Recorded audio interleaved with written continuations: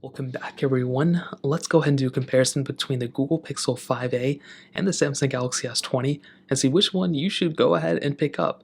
Now I will tell you, if you have all the money in the world, the Samsung Galaxy S20 is probably the phone for you, but I will tell you there's a lot of strong advantages for something like a Google Pixel 5a as well.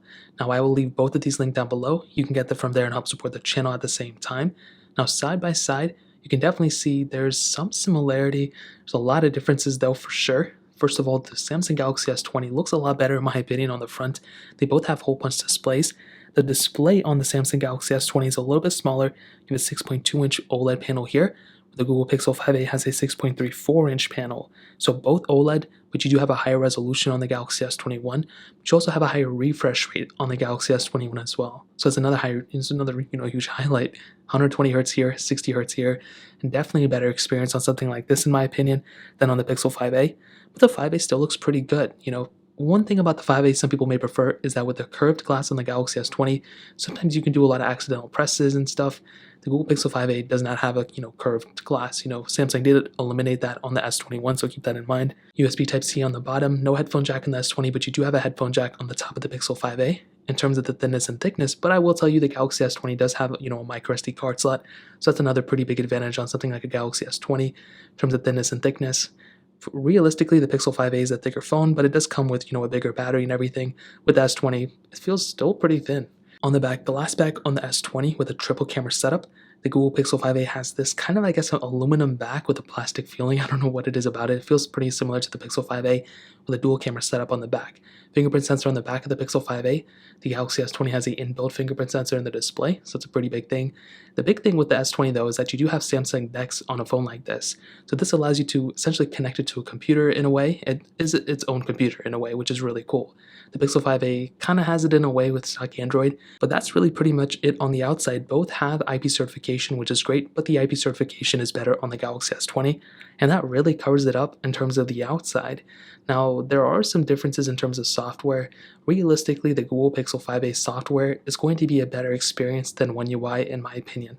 I like One UI in sometimes when you have a stock launcher on it or a different launcher, it gives you a little bit of a better experience, but I'm just not a huge fan of Samsung's One UI on Android 11 once Android 12 comes out. If they don't give me a stock approach, I'm not a huge fan of it. It's very bloated. Although it's still a fairly fast phone, I'm just not a fan of it, to be completely honest. The Pixel 5a, this is without a doubt one of the biggest advantages for picking up a Pixel is the software. Not only do I think it's going to outlast the Galaxy S20 as probably is, even with this longer supported phone that Samsung kind of pushed out, you are getting an overall better experience on the software side on something like a Pixel 5a than on something like a Galaxy S20. So I think that's a pretty big thing to keep in mind. It really comes down to you, which one do you prefer? Are you okay with One UI? You do get a lot more features on something like One UI, but it is a lot more bloated versus something like a more stock approach, which may not give you the best experience, in terms of features and everything. It's a very smooth, stable experience overall. So I'll let you guys kind of make the choice. But there is a massive difference in terms of the battery size. The Galaxy S20 actually has a smaller battery than the Google Pixel 5a. Now, is it a big difference? Honestly, yes. I have not charged this Pixel 5a since I got it. I have not charged it up one time. You can see it's still almost completely full. And I've done a lot of comparisons. I've been using it nonstop. The Samsung Galaxy S21, it actually has pretty good battery too, but I will give the edge to the Pixel 5a for having the better battery life when it comes down to it. So in terms of that covers it up there. Now let's go and do a speed comparison between both these phones. The Galaxy S21 has that Qualcomm Snapdragon 865 chipset with 8 gigs of RAM, where the Google Pixel 5a has that Qualcomm Snapdragon 765G chipset with 6 gigs of RAM. So let's go and see which one is the faster one between both of these. Okay, so let me go and clear all the apps in the background, which I think are already cleared out, as you guys can see. Let's get into it. Let's do phone calls, 3, 2, 1. The S20 is right here, by the way. The Pixel 5a is right here. Hopping onto this one, let's do messages, 3, 2, 1. Pixel 5a is a little bit slower. The S20 is almost instantaneous. Google Play Store, 3, 2, 1. And that's the one thing about the Google Play or the specific, Galaxy S20. Because of that 120 Hz refresh rate, it does actually give you a smoother experience overall.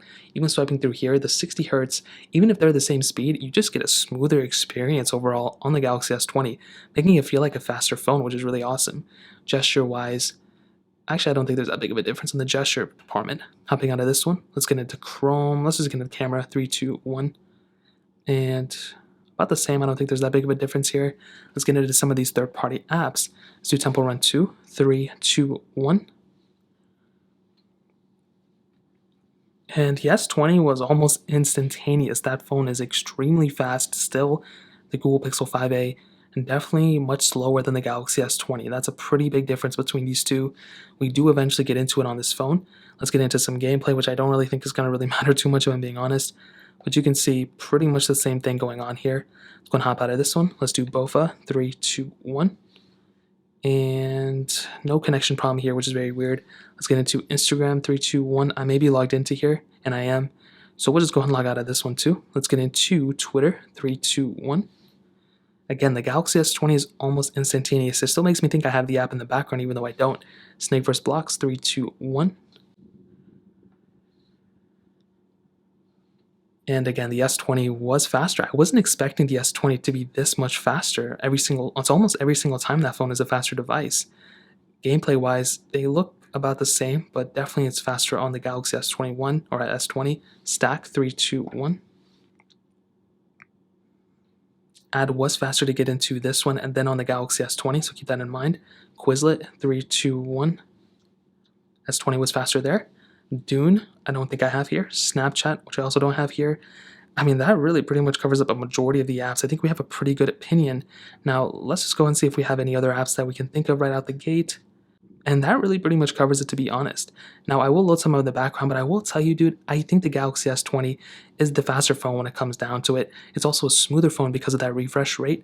But I will be honest, for a phone that is a $449 phone versus a almost $1,000 phone that was last year, this is still a really, really good performing device still. Or the Pixel 5a is still a really good performing device. The Galaxy S20, you know it's going to be fast, but you don't always expect the Pixel or budget phone to be as good.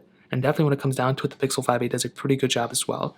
Now let's go and hit on the cameras. Now, like I mentioned before, I will be doing a full camera comparison between these two, but the Galaxy S20 has a triple camera setup, a wide-angle lens, telephoto lens, and an ultra-wide sensor, where the Google Pixel 5a has a dual camera setup, a wide-angle, and an ultra-wide sensor. Now, in my opinion, the Galaxy will always have the better camera of that year. Pixels have been sliding back, but the Pixel 5a's camera isn't that bad, and that's a pretty big thing to keep in mind. The Samsung Galaxy S21's camera, or the S20, I keep calling this the S21, solid camera, still 8K capability, 4K at 60, Pixel 5a, 4K at 60, but no 8K. The front camera, though, may actually be the bigger difference. The Pixel 5a, great phone, I think it's good, but only 1080p on the front. The Samsung Galaxy S20, on the other hand, actually has 4K at 60 capability on this front camera. So that's a big thing to keep in mind on this one. So when it comes down to the front, the Samsung Galaxy S20 is probably the winner overall for sure. So now to kind of sum up this video, should you buy a Samsung Galaxy S20 or should you go buy a Google Pixel 5a? Well, this is what I'll tell you. The Galaxy S20 is the better phone in almost every single way except for software and battery. That is it. Every other way, the Samsung Galaxy S20 is the better phone. You're getting better cameras, better screen, 120 Hz, micro SD card slot, Samsung DeX, glass back, better feeling phone overall, better cameras for sure, wireless charging and reverse wireless charging. I mean, this phone has the whole 9 yards. The only areas that it kind of slips in is the one main area, which is software. And that is the one area where the Pixel 5a is just killing it in. This phone is going to be supported for a long time, but the software within it is very, very good. I mean, this is a very good piece of software. It is a budget tier phone, so $449. It's not the most expensive phone in the world, but it's not supposed to be. And for it to even be kind of comparable to a Galaxy S20, I give this phone a lot of credit because of that. I don't think it's the best phone. I don't think it's a perfect phone, but it's a really good phone for the price tag. You're still getting pretty good camera setup. You're getting pretty good build quality. You're getting pretty good everything else. Headphone jack too, which is nice. The only thing that it kind of lacks in is probably the build quality and maybe the feature set, but stock Android, I mean, this is a killer phone, and for the price tag, I would recommend it too. So that's pretty much it. If you want to get these, like I mentioned before, links are down below. You can help support the channel at the same time. Hit the like button if you guys enjoyed the video, but definitely hit that subscribe button. More importantly than everything else, I love every single one of you guys. Hopefully I'll catch you guys in the next video. Peace out till then.